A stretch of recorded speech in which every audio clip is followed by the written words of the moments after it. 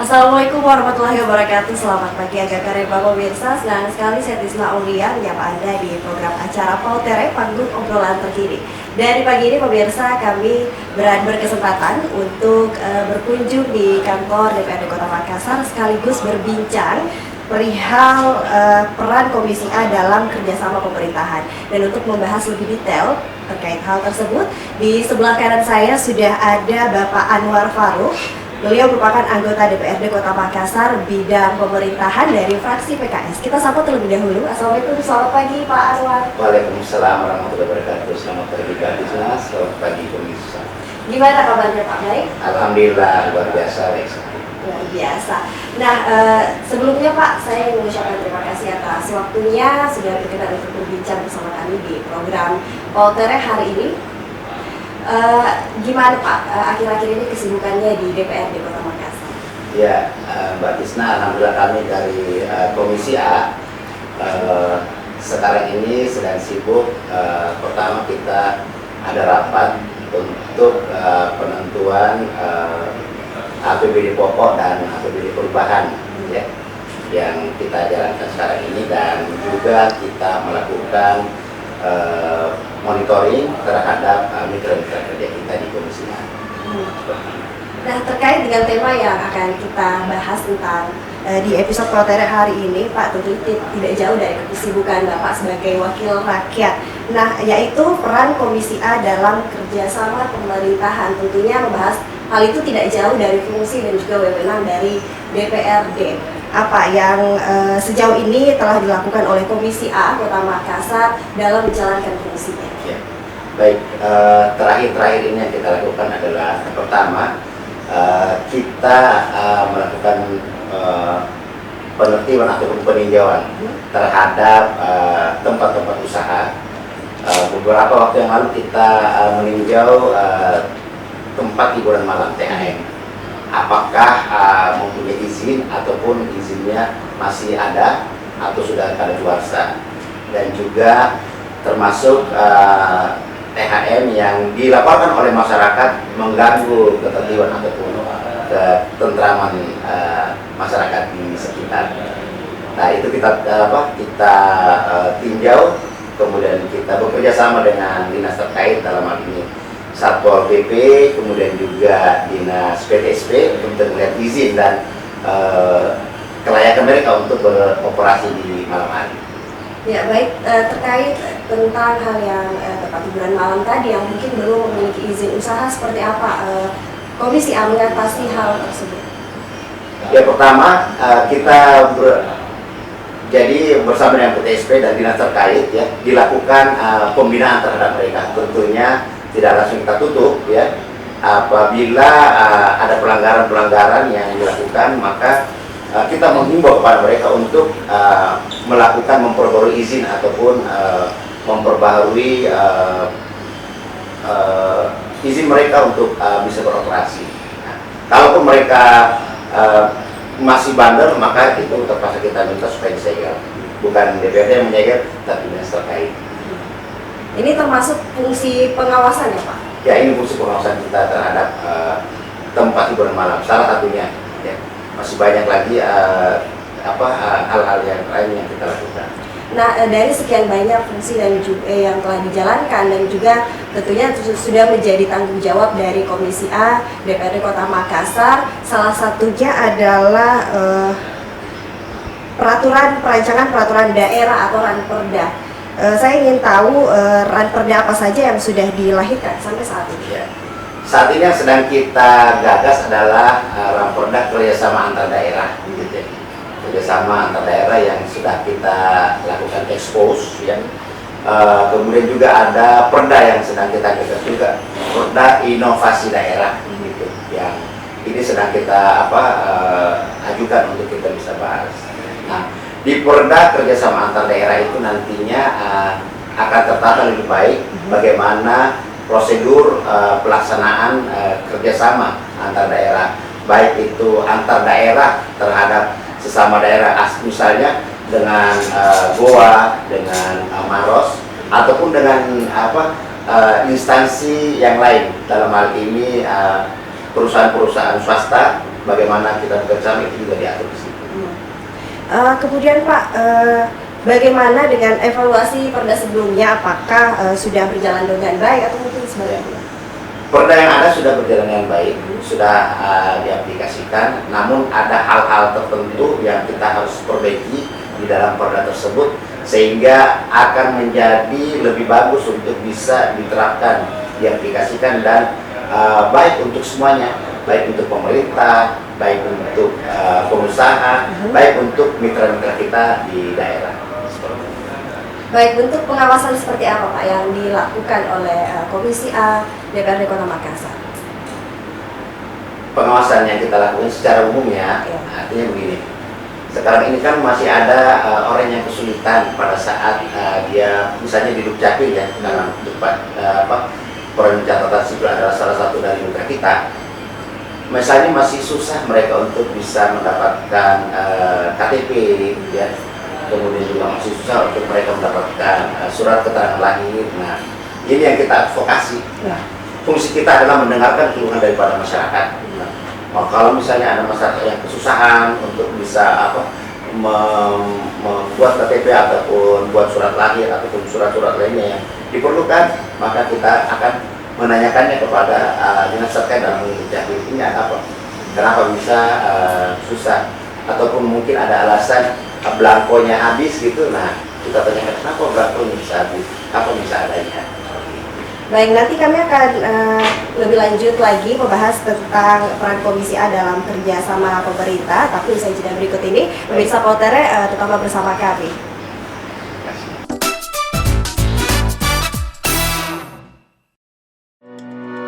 Kota Makassar, kota yang dikenal dengan pertumbuhan ekonomi yang tertinggi di Indonesia. 2019, Makassar mengalami pertumbuhan 8,79%, walaupun pada zaman pandemi yang menurun menjadi minus 1,27%. Yang kemudian 2021 naik kembali menjadi 4,47%. Tahun 2022 kita meyakini akan menembus 6%. Itu berarti Makassar menjadi kota yang sangat baik untuk berinvestasi. Mengajak pada seluruh investor, marilah menanamkan investasi kita di kota Makassar. Karena dengan ROI yang baik itu berarti lebih baik daripada kita menaruh uang kita di bank. Marilah kita berinvestasi di kota Makassar. Kota dengan ekonomi growth dan inflasi yang cukup terkendali. Every day is your best time. Every place is your best investment. Terima kasih. Wassalamualaikum warahmatullahi wabarakatuh.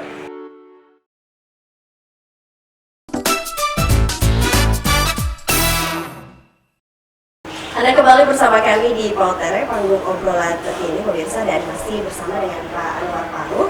Kita masih akan membahas terkait peran Komisi A dalam kerjasama pemerintahan. Dan Pak Anwar, seperti yang kita tahu, ketahui 2 tahun belakangan ini pandemi COVID-19 melanda Indonesia bahkan dunia, dan tentunya melumpuhkan berbagai sektor, tidak terkecuali di bidang pemerintahan. Saya ingin tahu seperti apa pandangan Bapak melihat jalannya roda pemerintahan selama 2 tahun terakhir ini di tengah terpaan pandemi COVID-19. Baik, Mbak Tisna dan para pemirsa yang berbahagia, yang benar bahwa pasca COVID 2 tahun ini meluluhlantakkan sendi-sendi kehidupan masyarakat. Tidak lepas daripada pemerintahan, ya, karena kita ketahui bersama bahwa dana-dana pembangunan ya, yang dialokasikan untuk kecamatan atau kelurahan semuanya diserap dan dipakai untuk bisa mengatasi COVID. Namanya di refocusing ya, direfocusing, sehingga praktis kerja-kerja ataupun pelayanan-pelayanan untuk masyarakat itu semuanya hampir tidak bisa dikerjakan karena kita fokus terhadap penanganan COVID itu. Nah, termasuk pembangunan, misalnya ada kelurahan-kelurahan ya yang memang perlu melakukan program-program turun kepada masyarakat, pembinaan kepada masyarakat, itu tidak jadi dilakukan. Programnya tidak jalan gitu. Kenapa? Karena dananya terpakai untuk menangani COVID-19. Lantas bagaimana pengalokasian dana untuk sektor-sektor lain, karena seperti kita ketahui dananya sudah dipakai untuk mengalokasikan untuk penanganan COVID-19 ini. Ya, jadi begini Mbak, yang praktis SKPD ataupun mitra-mitra kita bisa kerjakan ini adalah pekerjaan-pekerjaan yang rutinitas pelayanan saja, ya, membantu mereka. Belum lagi mereka juga harus berhati-hati menjaga kesehatan mereka. Di samping mereka harus melakukan pelayanan publik, ya, juga harus juga menjaga diri mereka. Nah, contohnya misalnya di Dukcapil saya ambil sendiri lagi. Nah, karena mereka berkesesuaian ataupun bertemu dengan masyarakat, nah, tidak sedikit dari front office ataupun pegawai-pegawai di Dukcapil itu yang kena sakit. Nah, sehingga inilah dituntut mereka untuk bisa berhati-hati, tetap melakukan pelayanan kepada masyarakat, dan itu kita inginkan. Tapi juga mereka harus menjaga diri mereka agar melalui prokes yang ketat sehingga mereka juga bisa selamat. Demikian juga dengan pelayanan-pelayanan di tingkat kecamatan dan kelurahan, karena tentunya pelayanan itu tidak bisa berhenti, ya, karena masyarakat membutuhkan servis-servis ataupun layanan-layanan tersebut. Kemudian saya ingin mengetahui terkait selama pandemi, Pak, selama pandemi dan hingga saat ini 2022, bagaimana Bapak melihat realisasi kinerja SKPD di Kota Makassar? Secara umum, ya, alhamdulillah SKPD bekerja dengan baik, dalam keterbatasannya, ya, karena mereka dalam menjalankan program-program membutuhkan alokasi dana. Sementara alokasi dana yang diberikan itu tidak bisa dicairkan karena dialihkan untuk direfokusi untuk penanganan COVID. Nah, sehingga otomatis kita juga bisa mengerti, ya, di DPRD sebagai wakil rakyat juga bisa mengerti bagaimana pemerintahan di dalam menjalankan tugas-tugas dan fungsinya dalam keadaan COVID seperti ini. Nah, artinya semaksimal mungkin mereka berupaya terjun kepada masyarakat dan memberikan layanan yang bagus untuk masyarakat. Sejauh ini alhamdulillah baik-baik aja. Kemudian apakah ada inovasi-inovasi yang dibutuhkan oleh masyarakat Kota Makassar, mungkin yang saat ini dilakukan oleh Komisi A DPRD Kota Makassar? Ya, di dalam melaksanakan kerja tentunya kita memonitor dan memantau apa yang pemerintah lakukan, ya. Komisi A tidak terjun kepada masyarakat untuk melakukan perbaikan kinerja, ya, tetapi Komisi A turun kepada SKPD terkait, ya, untuk memantau dan melihat kinerja ataupun kerja-kerja mereka. Nah, kami juga sebagai anggota dan mendengarkan feedback dari masyarakat, ya. Jadi kita tidak melakukan inovasi tersebut. Nah, pemerintah Kota Makassar dalam hal ini Pak Wali, ya, dan SKPD terkait alhamdulillah melakukan hal yang bagus dengan adanya lorong wisata yang mereka buat, dan di situ melibatkan berbagai SKPD yang ada. Gitu. Ada dinas sosial, ada dinas lingkungan hidup, ya, dinas kesehatan, pendidikan, multi SKPD turun ke sana untuk bisa melakukan perbaikan kepada masyarakat. Nah, tentunya juga walaupun dananya tidak full, ya, ataupun dana sedikit dari pemerintah, masyarakat juga bersatu padu untuk bisa memperbaiki lorongnya dan berusaha agar mereka bisa menjuarai lorong tersebut. Yang kita ketahui bahwa di satu kelurahan ada 7, ya, lorong wisata yang dibentuk oleh pemerintah kota, ya, dibentuk oleh lurah dan masyarakat, ya, sehingga ini bisa berlomba mereka untuk melakukan kerja-kerja yang baik. Nah, ini satu terobosan daripada Pak Wali, ya, ya, dalam hal ini dan SKPD terkait. Kami melihat bahwa itu hal positif yang dilakukan. Nanti kami akan membahas lebih jauh lagi terkait seperti apa kinerja dan juga apa yang dilakukan Komisi 3 untuk masyarakat. Tapi sebelumnya kita jeda terlebih dahulu, Pak Anwar. Tetaplah bersama kami pemirsa di PAUTERE Panggung Obrolan Terkini.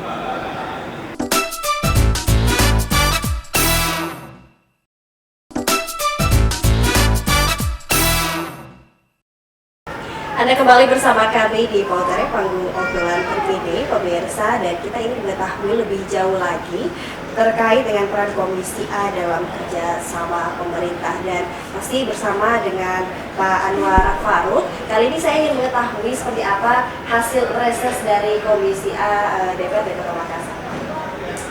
Baik Mbak Tisna dan para pemirsa, kami di setiap tahun ada 3 kali melaksanakan reses dan kami menyerap aspirasi dari masyarakat. Tentunya aspirasi ini mereka inginkan agar dilaksanakan ataupun dieksekusi sesegera mungkin.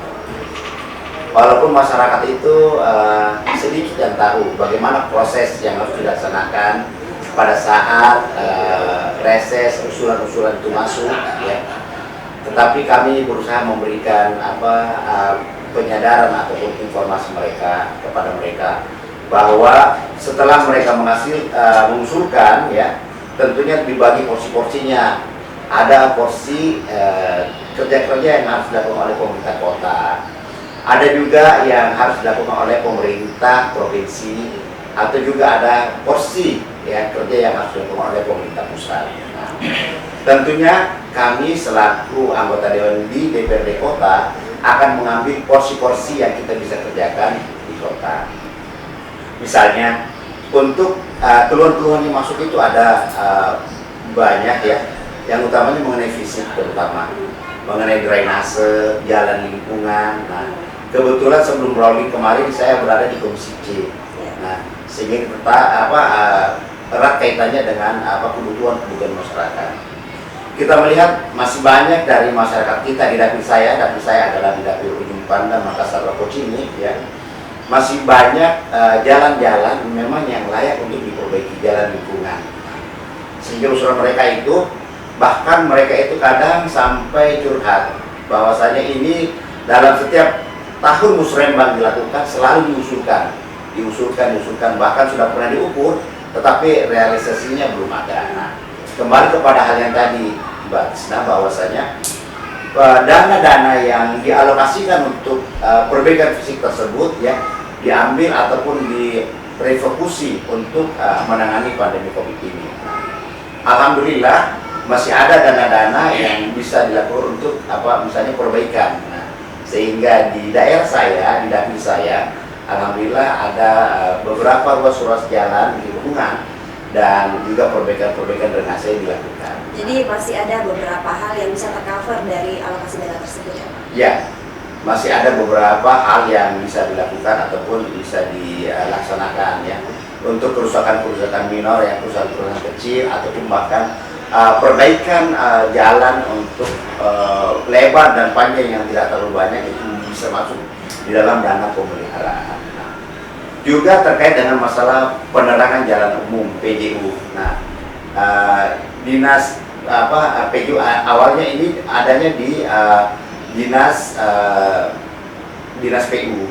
Nah, kemudian pindah ke dinas lingkungan hidup. Nah, dinas perhubungan. Nah, setelah berpindah, maka kerja itu untuk penerangan itu akan kembali lagi kepada masyarakat. Artinya begini, saya, ya, selaku anggota dewan ini tidak tinggal diam dalam melihat permasalahan masyarakat mengenai penerangan di jalan. Setelah saya sholat malam, sholat isya, ya, ataupun setelah sholat subuh, saya berkeliling di daerah dekat rumah saya ataupun agak jauh sedikit, ya, untuk melihat apakah ada jalan, lampu-lampu jalan yang mati. Nah, kalaupun ada, maka saya akan laporkan kepada dinas dinas perhubungan. Dalam ini Laston ada nomornya, hotline-nya, untuk supaya diperbaiki. Dan alhamdulillah selama ini respon mereka cukup bagus, dan itu berkembang, ya, menjadi bukan saja di dapil saya, dapil Ujung Pandang, Makassar, Lokocini, tapi juga untuk seluruh kota Makassar.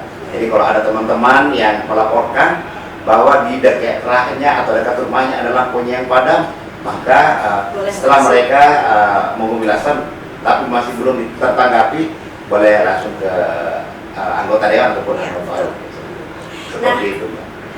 Selain keluhan terkait infrastruktur nih Pak, mungkin ada keluhan-keluhan lain karena seperti yang saya ketahui masih marak terjadi pungli terkait dengan pungli pengurusan identitas yang dinilai masih ada pungli, kemudian juga dinilai terlalu rumit pengurusannya, Pak. Seperti apa solusi dari Komisi A untuk mengatasi masalah tersebut? Ya. Ini dia adalah simplifikasi ya dari kepengurusan ataupun prosedur yang perlu dijalani oleh masyarakat. Masyarakat ini janganlah dibikin susah gitu. Setelah mereka masuk dan kena COVID, kemudian ada dalam rentetan hari-harinya dicekam dengan adanya masalah penyakit yang sangat ganas ini yang namanya COVID ini, ditambah lagi dengan kenaikan BBM ya, bahan bakar minyak, dan tentunya berimplikasi kepada kebutuhan lainnya yang juga berpindah harga, bukan naik aja, tetapi berpindah harga. Nah, ini menyulitkan. Nah, harusnya pemerintah dalam hal ini dinas terkait ya, Dukcapil maupun lurah camat ini melihat bagaimana mempermudah masyarakat. Tidak usah lagi ada namanya pungli ataupun pungutan, karena pengurusan untuk KTP, surat lahir dan lain-lain itu gratis sebenarnya. Kita tidak perlu bayar karena sudah memang pemerintah sudah menjadikan sebagai layanan untuk masyarakat gitu. Tetapi di lapangan masih ada. Ini saya menghimbau kepada masyarakat, apabila ada hal-hal yang seperti itu terjadi, maka ya tolong dilaporkan. Nah, fungsi kami ini mendengar keluhan-keluhan ataupun penyampaian kepada masyarakat dan kita akan tindak lanjut. Baik, Pak, melihat bagaimana Komisi A melihat pemerintah dalam pembangunan di Kota Makassar saat ini? Pemerintah secara umumnya alhamdulillah bagus ya. Artinya berjalan dengan fungsinya. Tentunya dalam perjalanan kepemerintahan ini ada yang puas, ada yang tidak gitu. Nah, itu memang kita maklumi, dan disitulah fungsi kita untuk sebagai fungsi kontrol terhadap pemerintah ya. Apa-apa yang memang perlu diperbaiki kita suarakan ya. Termasuk keresahan masyarakat di dalam hal ya pergantian RT RW ya, adanya PJ RT RW ini. Nah, kami melihat bahwa hal itu perlu ditindaklanjuti dengan baik ya, dilakukan dengan sebaik-baiknya. Kenapa? Karena ini adalah hal yang berkaitan dengan masyarakat, rukun tetangga, rukun warga ya. Kalau misalnya ada hal yang kita bentuk di masyarakat tidak merukunkan tetangga, tidak merukunkan warga, buat apa? Nah, sehingga satuan yang terkecil di masyarakat ini adalah RT, rukun tetangga. Jangan sampai ada keributan ataupun ketidakcocokan antara RT yang lama yang digantikan dengan RT PJ ataupun RW PJ. Nah, ini yang tidak menimbulkan kerukunan. Sehingga saya selaku anggota dewan menghimbau kepada pemerintah dalam hal ini Pak Wali, Pak Camat, kemudian Pak Lurah untuk melihat hal ini dengan baik, dengan dengan seksama bahwasanya pesta RT RW ini adalah pestanya masyarakat. Kembalikan kepada masyarakat sehingga masyarakat juga senang. Mekanismenya mau e-voting ataupun mau secara manual silakan dilaksanakan. Yang penting masyarakat merasakan keadilan. Nah, seperti itu. Begitu, Mbak. Baik, pemirsa Pautere, di segmen selanjutnya kita akan membahas secara personal Bapak Anwar Farouk. Tentunya usai jeda berikut tetaplah bersama kami di Pautere Obrolan Terkini.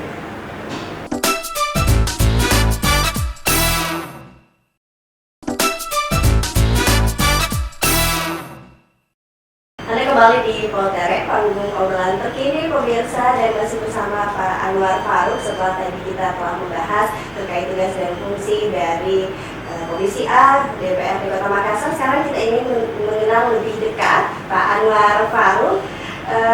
Kita ingin tahu terlebih dahulu sebelum sampai di kursi DPRD saat ini, apa sih yang memotivasi Pak Anwar untuk bisa sampai sekarang ini di bidang politik? Mbak Tisna dan para pemirsa, sebelum saya di legislatif, saya ada di profesional. Saya ini adalah seorang pegawai dari perusahaan swasta namanya Excel Axiata.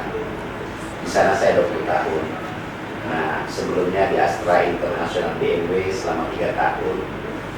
Tepatnya tahun 90 sampai 95 saya kuliah ya, di Depok di Gunadarma. Kemudian SMA-nya di Jogja, ya, ada setengahnya di Makassar di Sungguh Minasa. Saya ini orang yang senang kerja sosial, Mbak Tisna. Artinya saya menganut paham sesuai dengan hadis khairun nas anfa'uhum linnas. Sebaik-baiknya manusia adalah yang berguna bagi manusia lainnya. Sehingga saya menginginkan bahwa sisa-sisa hidup saya ini ya saya baktikan untuk masyarakat. Karena kita tidak tahu kapan kita meninggal, apakah besok, tahun depan, atau 20 tahun lagi, kita tidak tahu. Nah, kita berharap sih usia kita bisa panjang dan tetap sehat. Namun hari demi hari, saat demi saat kita harus isi dengan kebaikan-kebaikan. Dan alhamdulillah saya melihat bahwasanya kemarin saya di profesional kemudian dipercayakan oleh PKS untuk bisa sebagai ketua DPD PKS di Kota Makassar. Tentunya sebagai ketua DPD PKS juga diharuskan juga ya, ditugaskan juga untuk menjadi calon anggota dewan pada saat itu. Nah, alhamdulillah saya melepas profesionalisme saya di XL di salah satu perusahaan swasta. Kemudian saya dalam 4 bulan berjibaku terjun ke masyarakat mengenalkan PKS, dan alhamdulillah di bulan April itu di pemilihan saya bisa terpilih ya menjadi salah seorang dari anggota dewan. Dan saya melihat bahwasanya memang dengan anggota dewan ini pelayanan kita, kerja-kerja kita kepada masyarakat semakin bisa. Kami anggota dewan tiap hari berkantor di kantor DPRD, tetapi kantor kita adalah di masyarakat. Kita mendengarkan, turun kepada masyarakat, melihat dan mendengar apa keluhan-keluhan mereka. Seperti yang saya lakukan tadi, ya, pagi-pagi saya sudah berjalan, saya dengar kabar tadi pagi bahwa ada kebakaran di daerah Pucini yang di lorong 1. Saya bilang ke teman-teman, saya akan ke sana untuk berkunjung, dan 1 jam sebelum acara ini berlangsung, saya masih ada di sana, gitu, untuk melihat apa yang mereka rasakan, bagaimana dampak terhadap kebakaran itu, berapa rumah yang terdampak, dan alhamdulillah ada sedikit bantuan ya yang kita bawa, kita berikan untuk meringankan beban mereka. Kerja-kerja inilah yang membuat saya bersemangat, Mbak. Kami di Partai Keadilan Sejahtera ya, yang memang mengedepankan aspek humanis. Bagaimana kita bisa mendaya gunakan potensi kita untuk bisa terjun kepada masyarakat. Nah, bagaimana kita bersinergi dengan pemerintah Kota Makassar, dalam hal ini saya selaku anggota dewan dan 4 orang rekan saya yang lain di fraksi PKS bisa semaksimal mungkin terjun dan bisa berkarya memberikan yang terbaik untuk masyarakat. Nah, fungsi kami di DPRD adalah fungsi pengawasan, kemudian advokasi, dan juga fungsi pembuatan undang-undang perencanaan. Nah, fungsi-fungsi ini kita jalankan, sehingga kita bisa melakukan yang terbaik untuk masyarakat. Nah, alhamdulillah kemarin 2,5 tahun saya di DPRD, ya, saya di Komisi C, bagian infrastruktur. Jadi banyak melihat dan banyak terjun ke masyarakat untuk melihat perbaikan-perbaikan fisik yang perlu dilakukan. Nah, sekarang saya di Komisi A, di bagian pemerintahan, bergelut dengan camat dan lurah. Artinya aspek inilah yang dekat kepada masyarakat dari sisi pelayanan apa-apa yang masyarakat perlukan. Nah, kemudian secara keluarga, ya alhamdulillah keluarga juga mendukung di dalam kerja saya selaku anggota dewan. Gitu. Jadi selain dari, maksud saya hal yang mendorong atau yang memotivasi Pak Anwar ini untuk terjun di dunia politik adalah panggilan sosial, Pak, bisa dibilang begitu. Panggilan sosial artinya bagaimana kita bisa membantu orang secara lebih banyak, lebih masif ya, dan lebih bisa dekat dengan pemerintah untuk menyalurkan ataupun meneruskan kerja-kerja dari pemerintah itu, dan juga melihat apakah kerja-kerja pemerintah ini berdampak baik untuk masyarakat. Seperti itu. Sekali.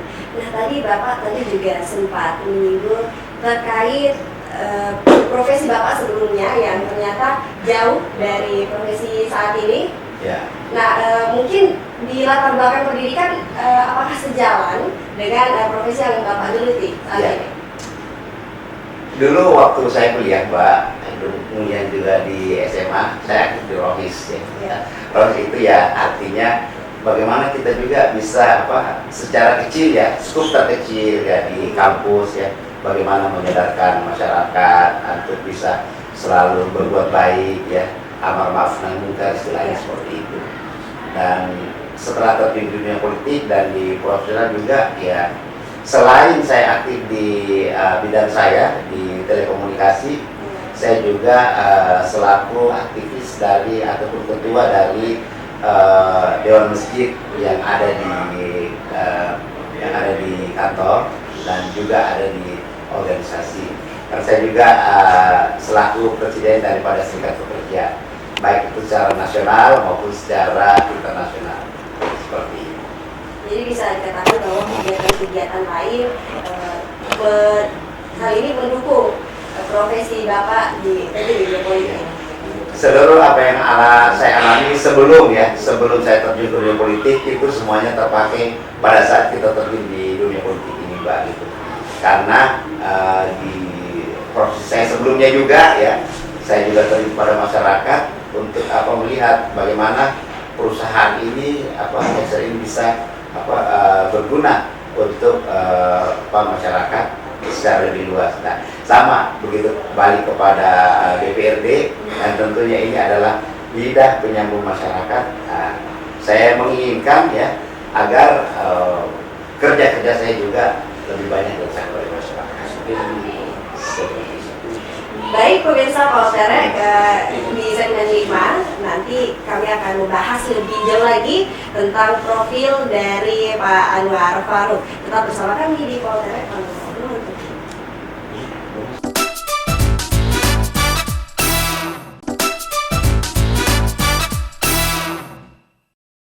Anda kembali bersama kami di Pautere, panggung obrolan terkini pemirsa, dan kita akan kembali mengenal lebih jauh seperti apa sosok Pak Anwar Farouk. Dan sebagai informasi nih pemirsa di rumah, bahwa Bapak Anwar Farouk merupakan Ketua DPD Partai Keadilan Sejahtera Kota Makassar. Dan tentunya Pak, untuk sampai di titik ini, hal ini tentunya menarik. Saya penasaran apa nih Pak yang sebelumnya menjadi cita-cita dari Pak Anwar Farouk. Apakah sebelumnya memang sudah terpikirkan untuk terjun di dunia politik, atau justru ini jauh dari harapan-harapan Bapak sebelumnya? Ya, makasih Mbak Tisna dan para pemirsa. Saya sebelum dijadikan ketua DPD di tahun 2018 itu tidak pernah mimpi untuk menjadi anggota dewan ya, ataupun menjadi ketua dari DPD ya. DPD itu setingkat Kota Makassar ya, kota kabupaten. Nah, namun kami di Partai Keadilan Sejahtera itu adalah melaksanakan tugas penunjukan. Pada saat kita ditugaskan menjadi ketua DPD, kita sebagai ketua DPD, pada saat kita ditugaskan menjadi BCAD pada saat itu, calon anggota legislatif ya, kita juga terjun, kita menerima penugasan yang kita lakukan. Saya berada di Dapil 1. Dapil 1 itu Dapil Ujung Pandang, Makassar, Rapocini di Kota Makassar. Ada 3 kecamatan. Tetapi selaku ketua DPD, saya jauh lebih luas, sehingga area kampanye saya itu lebih luas, Mbak, gitu. Meliputi 1 Kota Makassar, mulai dari Dapil 1 Ujung Pandang, Makassar, Rapocini, Dapil 2 Tawana Bosca, Talok, Wajo, Ujung Tanah, Bontoala, Sangkarang. Nah, kemudian Dapil 3 itu adalah Biringkanaya, Taman Ria, Taman. Dapil 4 Manggala Panakukan Mampang, tapi 5 Mama Rita, Mariso Mama Janta Malate.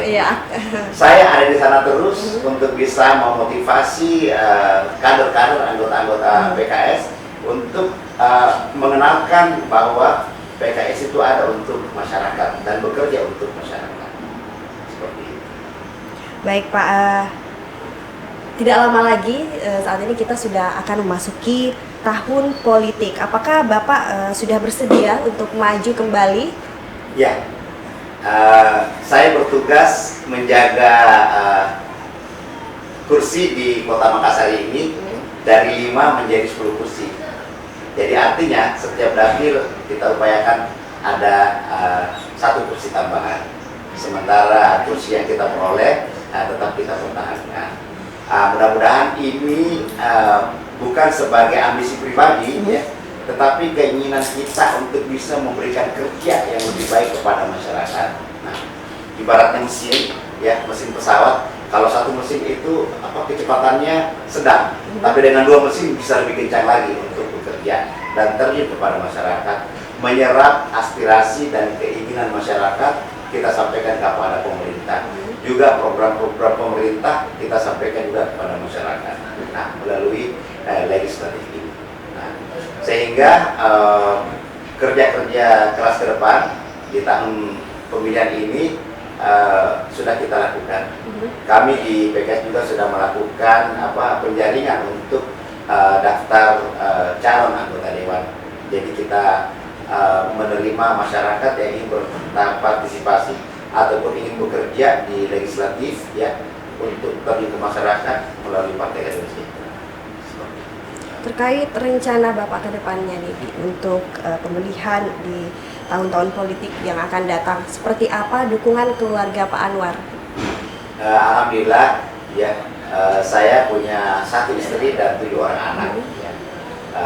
Anak pertama saya sudah menikah, ya, walaupun saat ini sedang ada di Saudi meneruskan studi. Mereka semua alhamdulillah mendukung dan turut mendoakan agar kerja bapaknya ini, ya, senantiasa dilindungi oleh Allah Subhanahu wa taala dan juga terus bekerja untuk masyarakat, bukan untuk kepentingan diri sendiri ataupun untuk kepentingan golongan, ya. Tentunya kita terjun dan bekerja untuk memperoleh masyarakat dan berkiprah untuk masyarakat luas. Begitu, Mbak.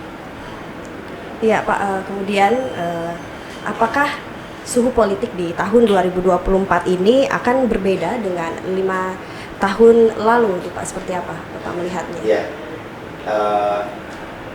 hal ini ya tidak terlepas daripada bagaimana suhu politik nasional. Ya, siapa yang menjadi presiden usungan, ya, dari partai itu tentunya juga itu mewarnai, ya, ataupun meramaikan konstelasi politik yang ada di bawah.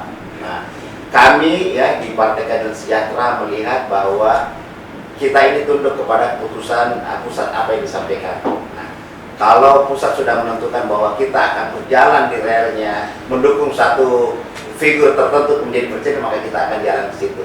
Namun secara kerja-kerja politik, ya, kita memang sudah mulai terjun kepada masyarakat, mengenalkan PKS ini dan tidak lepas dari itu, Mbak. Artinya gini, kita ini menginginkan dari fraksi Partai Keadilan Sejahtera itu ingin, ya, bekerja agar 1 tahun 6 bulan di masa kami menjadi anggota dewan ini benar-benar termanfaatkan untuk masyarakat.